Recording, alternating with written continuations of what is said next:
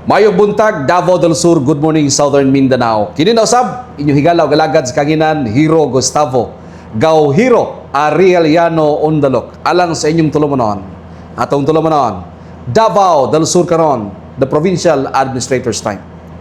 Dining laing edisyon sa atong pagpanumanuban, mga kanyag, kauban usab nato, ang ito ang Provincial Administrator, Attorney Herbert Gonzales, atong tagaan og panahon sa pagtimbayan nga kaninyo. Mayong adlaw kanimo din ha, Attorney Herbert Gonzales, sir. Mayong adlaw nimo diha, Bradiro. Mayong adlaw sa tanang mga nagsubay sa ato ang programa, mga Dabsuranon, Digosenyos o sa maabot ni ining Sibya sa programang Davao del Sur karon, the Provincial Administrator's Time. Alright, mao kadto mga kanyag, si Attorney Herbert Gonzales. Direkta na ta attorney sa atong hisgutan karon. Kagahapong adlaw giingnan na ta og vlogger ta. Vlogger. But anyway, okay lang na, no?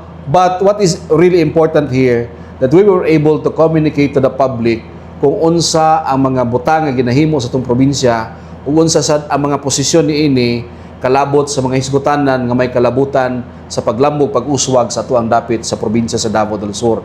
Attorney, recently there was a post made by Mayor Jose Nelson Sala sa munisipyo sa Santa Cruz tungod kay he was not pleased. Obviously, he was not pleased about our topic nga atong gisgutan kalabot ni ining laraw nila nga mahimong usa ka syudad ang lungsod sa Santa Cruz.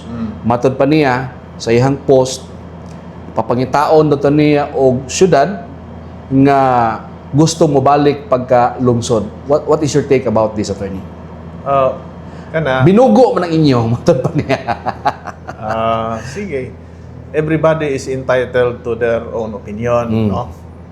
Pero mao lagi kay ang kanang pagkasyudad, before masyudad ang usa ka munisipyo, naa man gud siya requirements.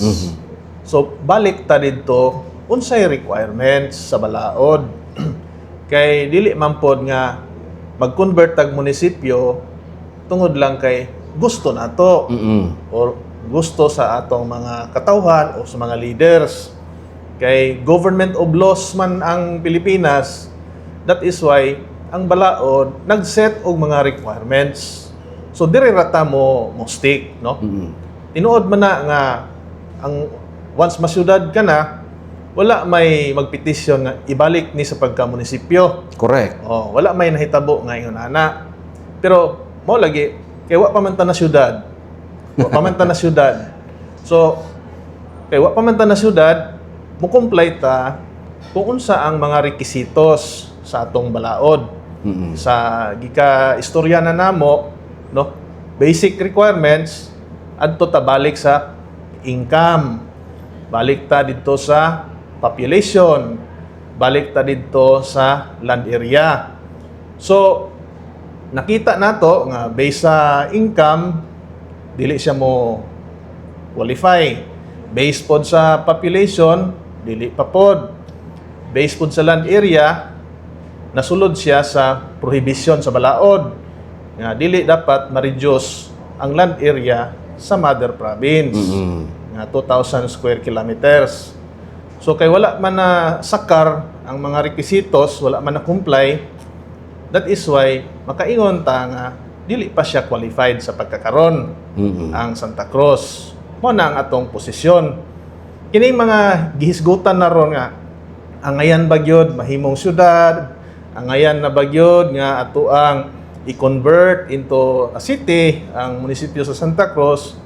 Kana nga mga hisgutanan, unya na siguro nato na hisgutan ato sa i-comply tong legal requirements nga gilatid sa balaod before ta mo qualify, no? Minimum requirements sa usa ka lugar, usa nato siya i-converter pagka syudad. Correct.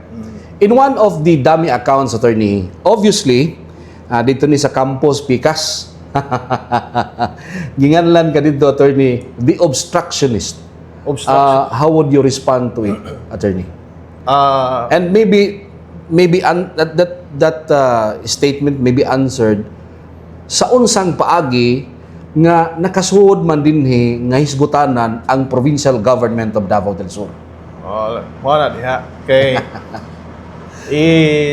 Mo jump dayon into conclusion Correct. ang mga tao without first verifying the facts. Kung unsa gyud ang mga supporting mga facts and documents nga nganong nakaabot og ingon ani nga posisyon ang atong provincial government.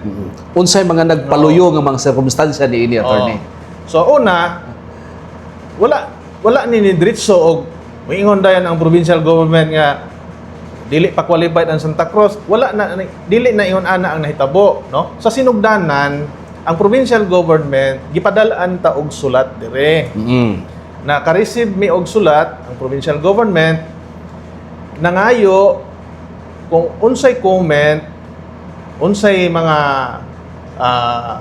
recommendation sa provincial government sa planong pagpasyudad, pag-convert sa Santa Cruz into a city. So nag-request manggod, nag-request a letter request gikan sa munisipyo sa Santa Cruz nga Pakomentaryohon ta. Pakomentaryohon ang provincial government.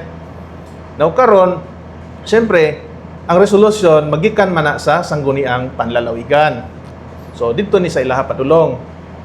Karon, alangan naman pod o mo jump pod ta into conclusion diretso Nga okay ni nga watay basihan. nga wala tay basihan. Kay dili man pod ta ingon ana mo lihok dire. So government of laws man kata. So mo na nga gisubay nato before nag-come up og resolution ang sanggunian. Gisubay kung unsa ba gyud di ay ang requisitos sa usa ka lungsod para mahimong syudad. Og tuod man gipangayoan og datos ang BLGF, ang Bureau of Local Government Finance. Gipangayoan og datos ang PSA. Gipangayoan og datos ang atong Land Management Bureau. Og na-produce tinuod ang dokumento o ang mga facts, no? Nga nakita dito nga based sa 2000 constant prices o based sa 2012 constant prices, dili pa mo qualified ang income sa Santa Cruz. Pero income na siya nga real ha, dili nominal. Duha man gud ni sa economics man gud na ay duha ka klaseng income, nominal ug real. Nominal mo ning imong madeklara ron kung pila income nimo ron tuiga 2025 or 2026. Mura og projection mo na attorney. Mo na income. Pero kung himuon na siyang real, meaning i-eliminate nimo ang inflation, kuhaon nimo ang inflation factor para i-bench nimo siya balik dito sa year 2000. Mo na nga kung kuhaon to nimo siya tanan, inflation, unsa pa ng mga factors diha, i-translate siya into real income. Mo na mo abot ra siya og 78.301 million pesos ang income. Kung ibangga nimo dito sa year 2000 constant price. Constant price. Same with 2012 constant prices, abot lang siya og 141.69 67 million compared sa 420 million nga threshold. With that figure, attorney, having been duly certified by the BLGF, if you were in the position, natuan na lang yung team ng banon good attorney good, no, kung ikaw ang nasa poder o sa posisyon nga magdesider kung unsay imong ikakomento o niya bangga na to na dito sa requisite sa balaod nga mao ni dapat ang income sa usa ka lungsod para mahimong syudad. O niya mao ni ang gi-certify sa BLGF. How would you recommend, attorney? Moingon ba ka nga kini pwedeng masyudad bisan gamay ang iyang income or moingon kang dili pa pwede? Gustuhon man nato pero dili pa gyud siya pwede. Kay mo may gi-provide nga datos sa BLGF o sa PSA. So mo issue ta og resolution kana kung tinuod pod nga reflection sa kahimtang sa usa ka LGU. Dili ni siya nga pro or anti-development nga isyu. Dili na iyon ana tungod kay ang inyong provincial government ever since no nga nangatungdanan ang ato ang gobernador, atong gobernadora sa tayong panggubdodo, project-oriented na, pati daghanang proyekto gi-implement, apil diha ang Santa Cruz. No? Now, doon na sila pasangil, attorney, nga matod pa nila, kining, actually, you are referred as the obstructionist. Dili siguro. Maybe representing the provincial government of Davao del Sur. Atong klarohon, attorney, no? Right and direct from your mouth, nga dili yun ta obstructionist or dili ta babag sa kalambuan nga gitinguha gipangandoy sa mga tao sa Santa Cruz. Dili itababag kay in fact ang inyong provincial government, ako part ko sa provincial government, ang inyong provincial government has been an enabler, no? Enabler, dili obstructionist.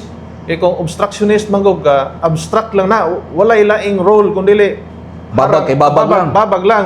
Bisag walay pulos, walay basihan, babag lang. Sa pagkangalan lang mo babag. Mo kay abstractionist na guno. Pura lang nag-scientist nga level, no? Oo. Abstractionist, scientist, o whatever. Basta kaya nga to ara dere, pura bag kuanta, constructive dissenter. Inana ang dating ba? Meaning, kung doon ay basihan, nganong dili man nato suportahan. Correct. Kung wala, siguro naay masakitan, naay mahiubos, naay makuan, pero kinahanglan man nato ipaabot ang kamatuoran. So, ingon ana rata diri sa provincial government, pero maingon mo nga anti-development, daghang project ang provincial government para sa tao. In fact, Santa Cruz alone, daghang project i-implement si Gov diha. Daghan pa pong coming. So, kung maingon ta og projects for development purposes, wala nagkulang ang inyong provincial government. Gi-maximize na to ang tanan natong mga resources, ma-distribute evenly sa mga constituent LGUs. Apil na po diha ang munisipyo sa Santa Cruz. Kung ipakasama po dato ni siya sa usa ka amahan, attorney, no? Doon ay gihimo nga lakang ang anak. Wa mauyon o wa mamao sumala sa balaod. Unsa may buhaton sa kamahan? Mo lang kinahanglan jud hamtang sa amahan sa ginikanan kung unsay dapat buhaton ngadto sa iyang anak aron makuan god magihan pud ang anak.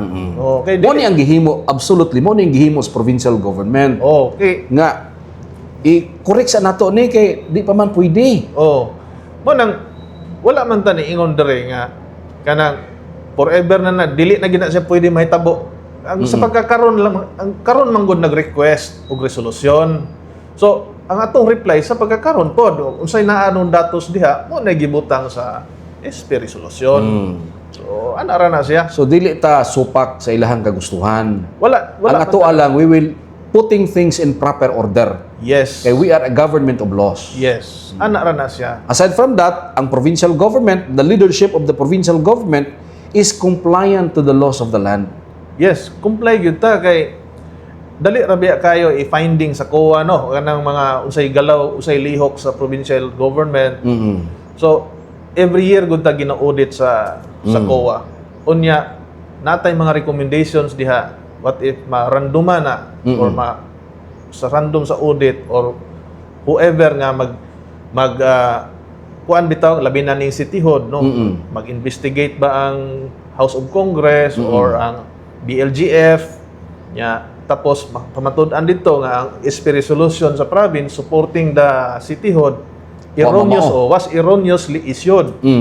O kisa may mahimong liable ana balik na po na dire. Correct. O lain po kayo, di ba? So mo nang kung unsa lang tong gi-provide sa atong mga government agencies specializing sa certification of income, sa population, sa land area, mura po ito'y gi-adapt na to, gisulod sa resolusyon. Resolution nga, mooy atong reply sa request nga, gipa-comment man ang provincial government, gipa-ngayuan man og recommendation, sumo ning nigawas ron nga resolusyon. Okay, klarohon na to mga kanyag. Doon na request nga mo komento ang provincial government through a sangguniang panalawigan resolution. We do not have the intention to derail, to obstruct the intention of the local officials of the municipality of Santa Cruz as per statement issued by Attorney Herbert Gonzales just now. Mo na diha ang klaro mga kaanyag. And we will never be an obstructionist to whatever intention they want ngayon gusto nilang buhaton sa Santa Cruz nga mahimong syudad. Dili ta mo abstract, basta isakto. In accordance with law. Isakto lang. Mga proseso, requisitos, comply tatanan ana. Supportive kaayo ang provincial government sa mga paningkamot ug bisang unsang lakang makaayo para sa katawhan. Ayan. Thank you very much for that enlightening statement, Attorney. Kay daghan na ra ba kayo pasangil nga kuno kita, Attorney, as a Vlogger. as a vlogger, matud pa gapang linglatas mga tao mahitungod niining sitihod sa Santa Cruz. Mo ni ro nag-istorya migbalik nga amon siyang giklaro nga dili ni lingla, ha? Nagsubay lang ta kung unsay gi-provide sa balaod. Naamang goy requirement ba? Ako usbon na pud nako, ha. Naay requirement sa income, population, ug land area ang balaod. Unya, based sa certifications sa atong Bureau of Local Government Finance, sa ato ang PSA, ug sa ato ang Land Management Bureau, nakita dito nga wala siya ni patong ang Santa Cruz sa minimum requirements nga giset para ani nga mga areas, no? Population, income, o land area. So siguro, para una ta mo dangat anang mga discussion bahin sa unsa na ba gyud ning Santa Cruz, angayan na gyud kaayo ang Santa Cruz mahimong syudad, ato sa sigurong tutukan kining legal requirements. Minimum man ni siya nga requirements. Mupatong una ta dinhi saka ta maghisgot og mga campaigning nga maayo na gyud ang Santa Cruz kay mo mamgun po na ang requirements magplebisito. So wala pa ta ana nga stage. Diri pa ta sa minimum legal requirements. So ato sa aning mupatong sa ta diri sa legal requirements. So napakita man gud namo karon base sa SP resolution nga gisuplayan og information sa BLGF, PSA, ug Land Management Bureau nga wala pa mo-qualify based aning tulo ka criteria ang munisipyo sa Santa Cruz. Okay, klaro na kayo mga kaanyag, ha? Wa ta manglingla din he. Pero doon ay proposition, Attorney, or I do not know, maybe it's just an idea, no, nga giduso ang usas mga kuantig pamaba sa Santa Cruz. Nga matod pa buwang na kaayo ang Santa Cruz ang ngayon na mahimong syudad. Ang age, Attorney, sa usa ka lungsod, lakip ba ni siya sa requisites balaod?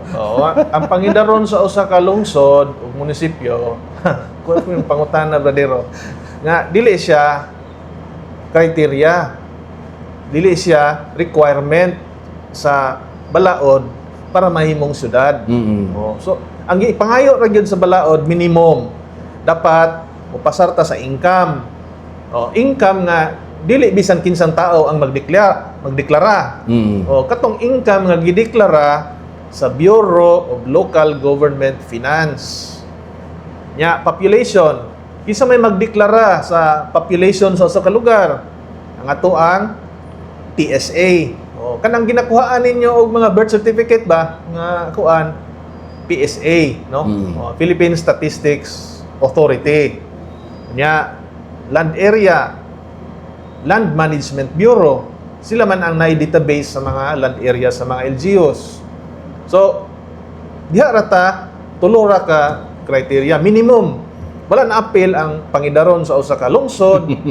Kung organic ni siya nga munisipyo gyud, sukad pa gyud sa una, well, it's a fact, no? Kamatuoran man na nga kuan, nakaraan na ang Santa Cruz, dugay ng panahon na himong lungsod, wa pa na-create ang Digos, nana ng Santa Cruz. Pero wala man gud siya nahilakip sa listahan sa requirements sa balaod para mahimong syudad ang usa ka lungsod. That is why wala na nahisgutan diri sa resolusyon. So kanang moingon nga long overdue ilahara na. Long overdue, expression of opinion man na. Expression of opinion. Based sa ilahang impression sa ilang lugar o sa lugar nga gitapik na to And karon. I think it's emotional appeal. Yes. No, emotional appeal. Long overdue na ni, tiguang na kaayo, panahon na nga mahimo na gyud ni siyang syudad. So nindot na nga mga rhetoric siguro Brad Hero kung nipatong na ta sa minimum requirements. Na-comply na nato. Na-comply na ta sa basic, unya na ta sa stage nga nangampanya na ta para sa plebisito. Kay yes ug no man di ba? Padaghanay man nag yes, padaghanay no.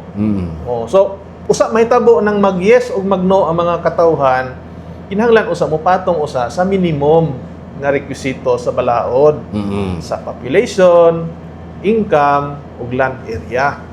Ayan.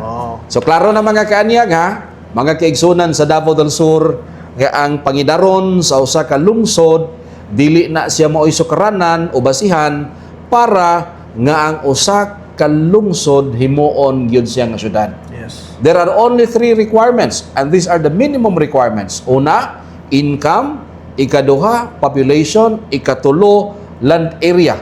Mao kini ang mga batakan nga mga requirements sa balaod para nga mahimong syudad. Yes. Asa man ni nga numeros balaod? Section 450 of the Local Government Code of 1991, otherwise as known as Republic Act 7160, amended by Republic Act 9009 and Republic Act 11683. Mo na siya ron ang recent. Detalye kayo ha? Detalye Mo na siya karon ang recent tun-ina ninyo pag-ayo para masabtan kining mga butangan ni.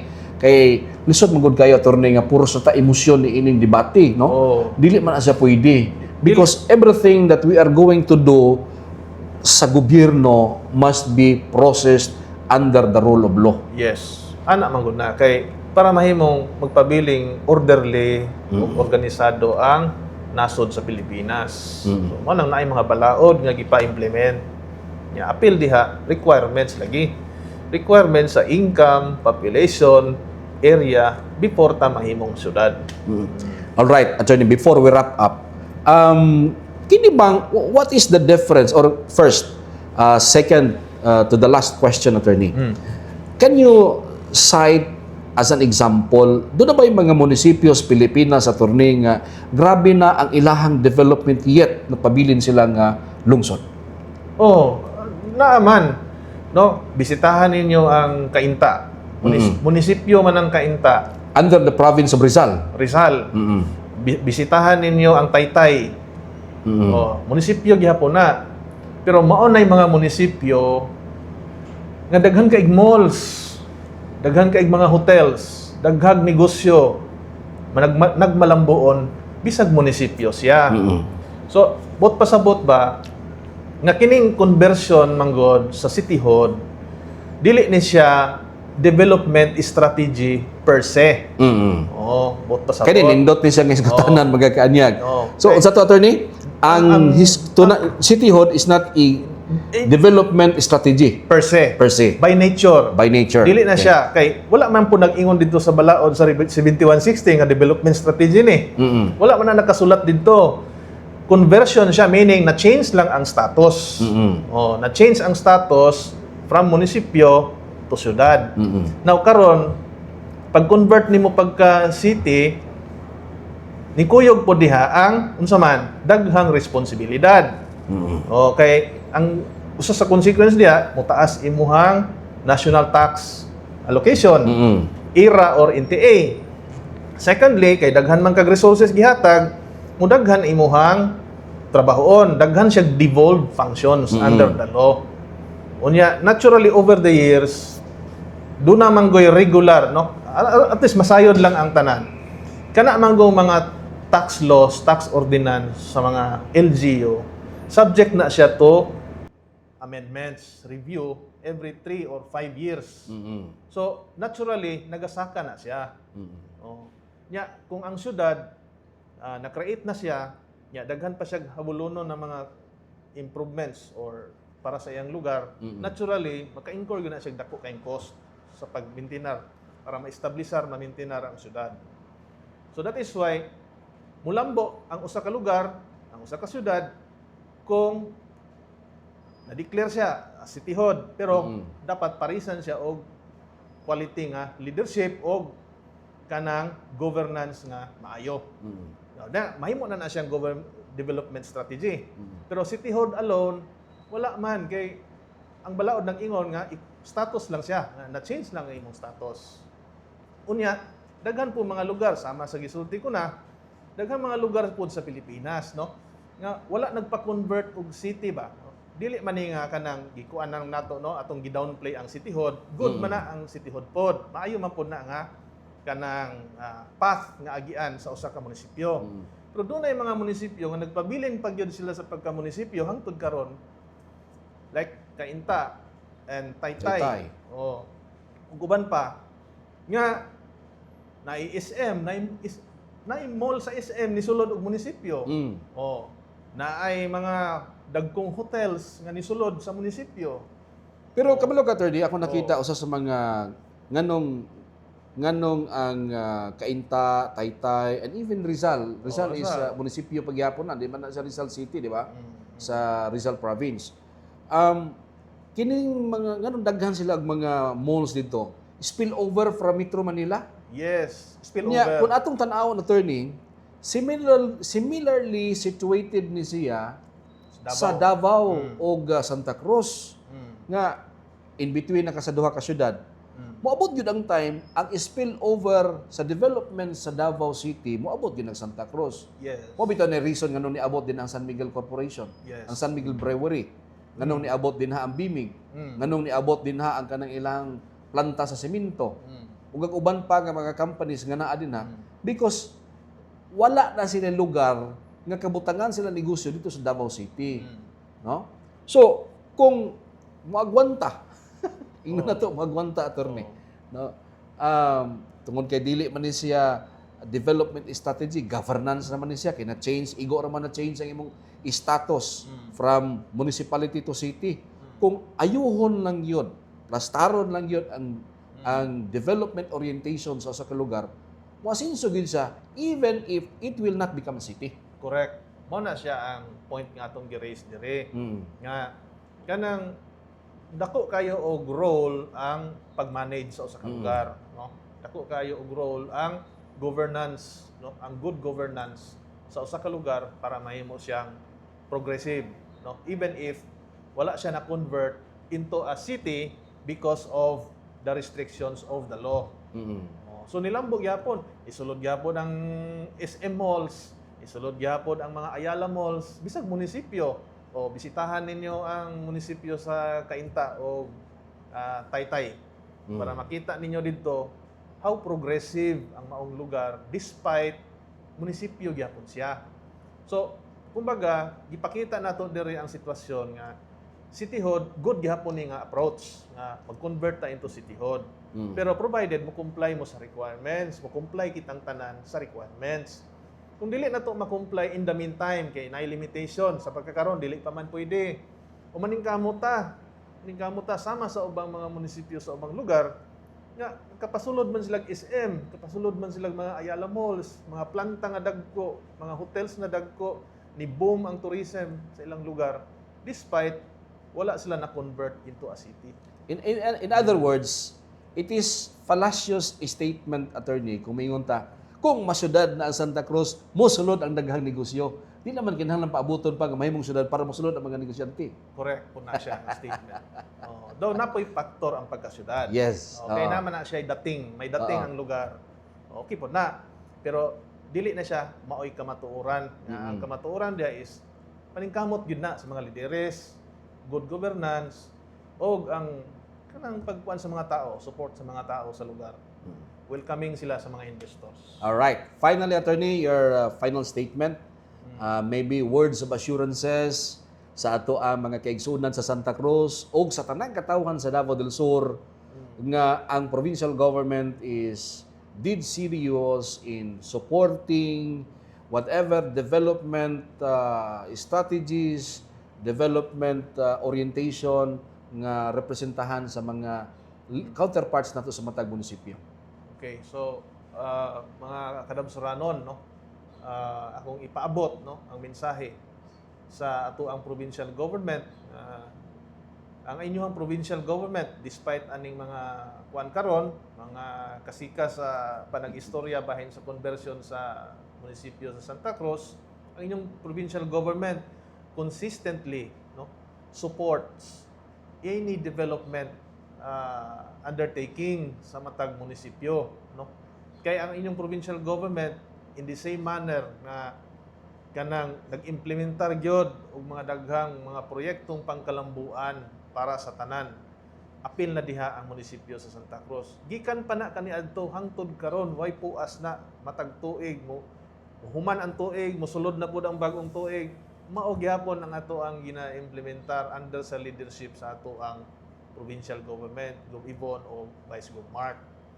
So wala tay kuan dire kanang ginatawag nila ba nga murag kontrabida ta nga kay kukuanan ni sila atong pugngan dili na ingon ana nisubay lang ta sa requirements sa balaod alangan naman pod og atong supakon ang balaod kay kung ato manggon nang mo isyo ta og erroneous na mga resolusyon dire kita man po'y mabalikan ana nga nganong nag-isyo ta og mali nga resolusyon. Ayan. So that is why mo ni Ron nga bisan og kanang dili siya mura ba og welcome nga message mensahe para sa tanan kining resolusyon nga gipagula sa atong SP pero just the same naningkamot ta nga ato ning ma-explain sa pinaka tin-aw o pinaka mahinahon nga paagi nga dili ta magka siluay diri og maayo sa ato ang mga buot no kay ato ang nangalagad ng atong danan ta dire